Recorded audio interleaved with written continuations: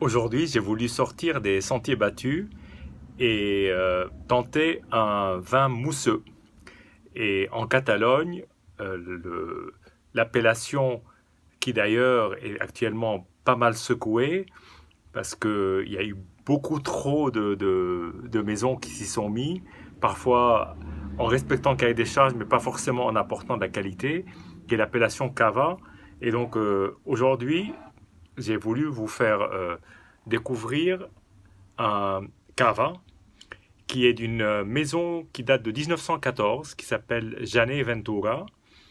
Et Janet Ventura, aujourd'hui, c'est une maison en plein renouveau qui sort des cuvées assez exceptionnelles en blanc en particulier, mais aussi en cava.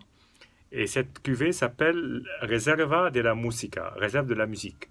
Comme j'adore la musique et j'adore le vin, et je me suis dit que la conjonction des deux qui se rencontrent dans une bouteille, ça pouvait être sympa. Donc là, on est sur un brut nature, je reviendrai là-dessus, donc 2016. Vous avez les trois cépages classiques du cava, qui sont les cépages, l'équivalent du pinot noir, chardonnay et pinot meunier en Champagne, que sont le Xarel·lo, Macabeu et Parellada. Ce sont les trois cépages qu'on rencontre le plus souvent. Et c'est pas limité à ces trois cépages, parce qu'on peut aussi utiliser du pinot noir et du chardonnay comme en Champagne. Mais en l'occurrence, pour conserver la typicité, c'est très souvent on a recours à ces cépages. Donc voilà, là on est sur un 2016. Brut nature. Alors brut nature, ça veut dire sans aucun dosage, c'est-à-dire qu'une fois que le, que le cava est prêt à être dégorgé, on ne rajoute pas de liqueur, ce qu'on fait le plus souvent d'ailleurs dans les vins mousseux, y compris en champagne. Dans le brut, où le dosage est faible, et dans ce qu'on appelle aussi le demi-sec, qui est un dosage évidemment plus important, donc plus sucré. Mais le brut, qui est celui qu'on connaît le plus souvent, il y a toujours un peu de liqueur. Là, en l'occurrence, il n'y en a pas du tout, donc on est vraiment sur le vin, point barre. Voilà. Réserve de la musique, brut nature, 2016. Et donc nous allons déjà observer le cava parce qu'à l'œil, on a déjà une petite idée de ce que ça va donner. Alors les bulles sont extrêmement fines et ça déjà c'est un point intéressant en ce qui concerne les champagnes, les vins mousseux, etc. C'est de regarder la taille des bulles. Là c'est vraiment des tout petits points. Il faut regarder la régularité aussi. Et puis la distance qui sépare les bulles.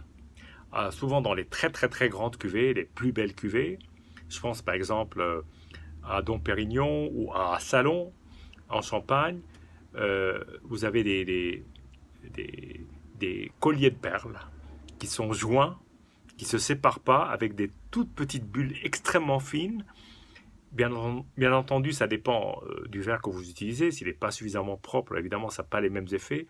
Mais bon, je grossis le trait, mais en gros, plus les bulles sont fines, plus elles sont collées les unes aux autres, et plus les colliers de perles sont réguliers. Peut-être pour ça que ça s'appelle la réserve de la musique, parce qu'il y a un certain rythme musical qu'on peut observer au travers du verre. C'est toujours pour moi une joie de regarder un vin comme celui-là. Je dis bien un vin parce que c'est toujours un vin, il ne faut jamais oublier. On peut l'appeler champagne, cava, pétillant, tout ce que vous voulez, mais c'est toujours du vin. Voilà. Donc une belle robe or pâle, très pâle. Alors là, on a un nez tout de suite, on plonge dans un nez brioché qui est très sympa, et puis agrumes. Brioché, pamplemousse, pas trop sur le citron, mais plus sur le pamplemousse. Un joli nez bien frais. Alors là, il est servi bien frais, et là, il ne faut pas hésiter. Sur les pétillants, il faut y aller. Au niveau fraîcheur, il faut être à 7-8 degrés. C'est l'idéal.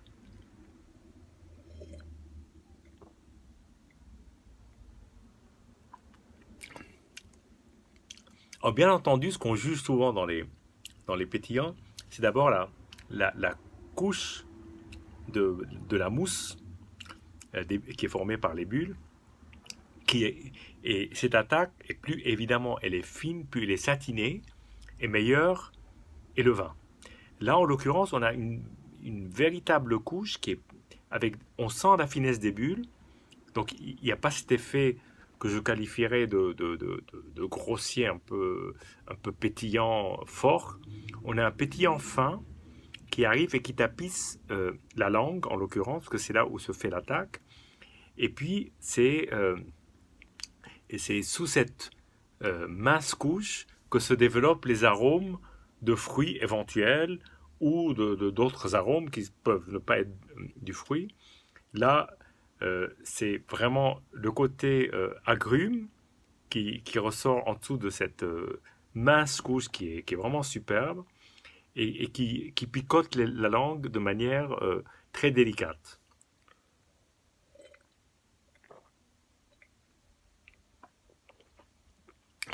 Et c'est de là d'où vient ce plaisir festif d'un vin comme celui-là, parce qu'en plus, ce réserve de la Musica, il a tout pour plaire, c'est-à-dire qu'il a une très belle attaque, un fruit assez présent, et ensuite il y a cette espèce de fin de bouche euh, qui est plus sombre, il est lumineux au début, et ensuite il est plus sombre, avec ce côté que j'avais trouvé brioché au nez qui ressort, et puis il y a aussi une,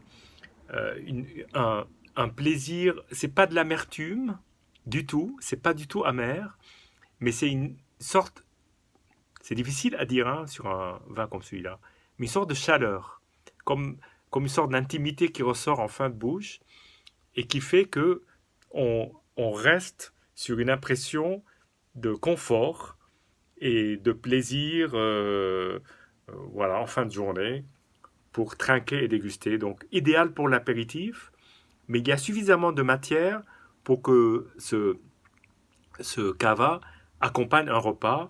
En l'occurrence, aujourd'hui, un poulet rôti, je verrai si ça va, mais pourquoi pas, parce qu'il a de la tenue du corps et un peu de puissance sous un manteau de finesse. Voilà. Santé, là vraiment, c'est santé au carré, parce que c'est l'apéritif, et puis à bientôt.